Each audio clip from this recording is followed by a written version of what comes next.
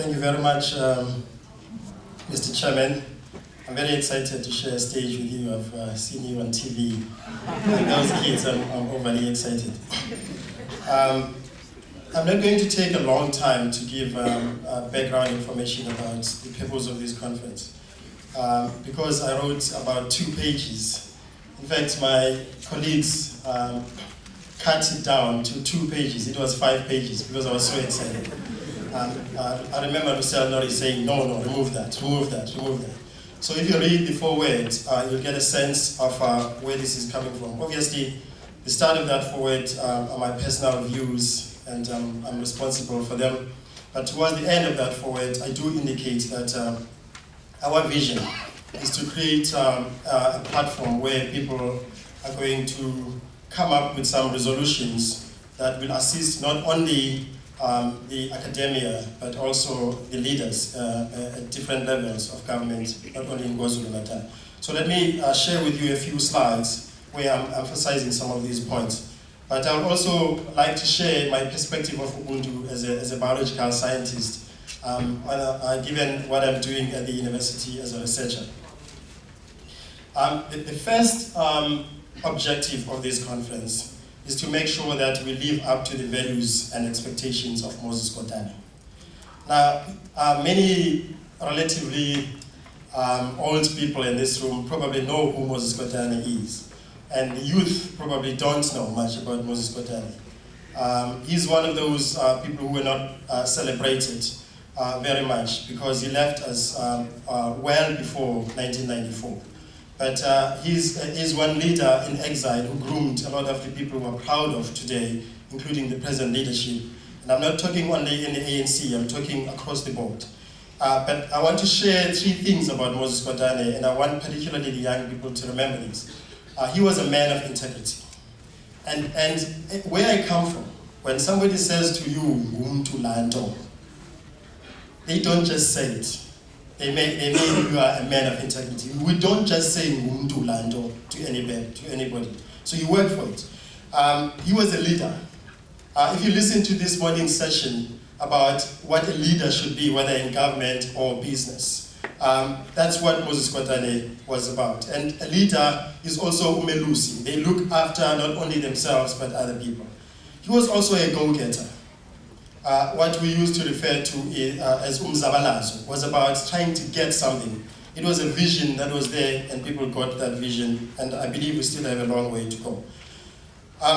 The second purpose is to create a platform for a rational debate, and I'm using the word rational here purposefully, about the concept of Ubuntu, which can lead to 3 things. First, its formal recognition in the education system at all levels. Secondly, its formal recognition in governance, administration, and business leadership. And lastly, its recognition as a way of life that unites the people of South Africa, Africa, and the world. And I'm sure when the MEC speaks, and the rest of the speakers today, you're going to get an expanded view of what I mean with those 3 points. Now let me come back and speak as an academic. And not as a CEO of the Moses Kotane Institute. I'm a professor of the School of Agricultural Sciences and Agribusiness at the University of KwaZulu-Natal. My PhD was on seed science and technology. I was working with genes.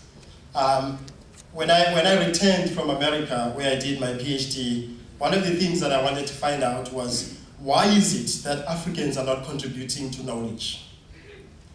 And I decided that I'm going to find out what is this knowledge. And when I started thinking about where human beings come from the point of view of science, and I want religious leaders to forgive me, but we've been around for a long time, at least some 4 million years.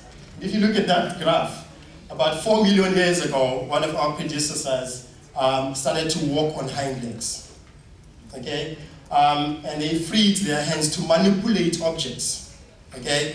And about 2.5 million years later, ago, our predecessors, Homo habilis, had an enlarged body and brain, but stone tools appeared 2.5 million years ago. Who made those stone tools?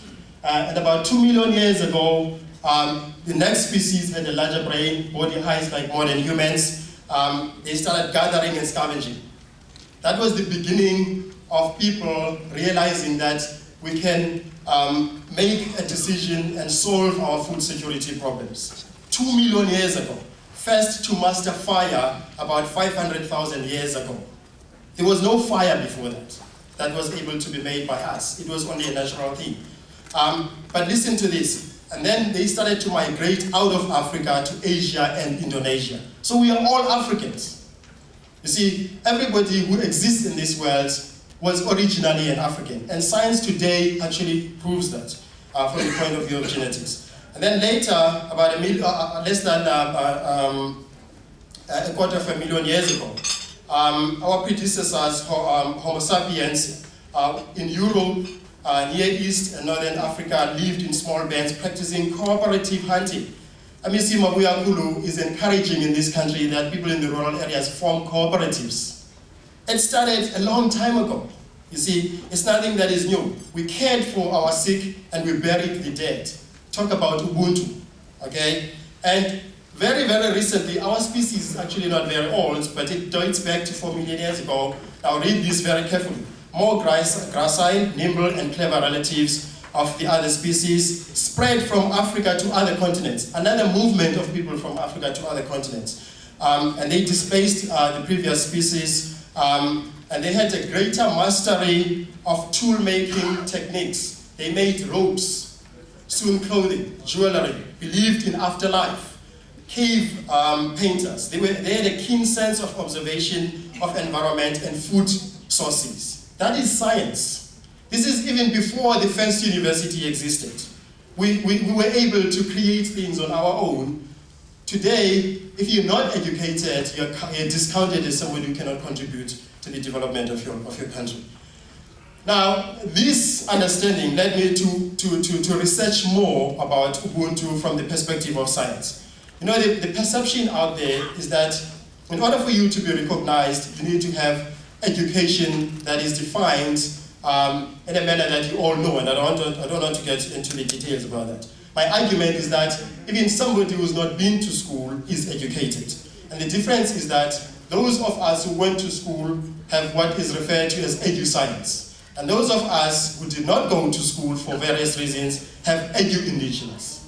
And therefore, edu-indigenous in South Africa has not been taken advantage of. And that is why we're trying to mimic everything that comes elsewhere from our brothers who actually left Africa and now they're coming back. We've got a lot of knowledge, but we're not using it because we undermine people who do not have the education like we have.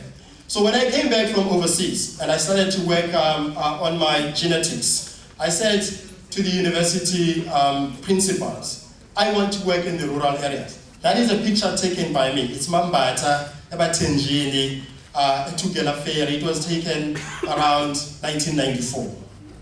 I was there, working with people there, but when I came back after my PhD, I then returned to those people, and I was very fascinated by the way of life, which I believe, those of you who are from KwaZulu-Natal, every time now you go to Msinga, you don't see the culture of the people like it was only 10 years ago. They believe that it is inferior. But the way of life and the ability of those people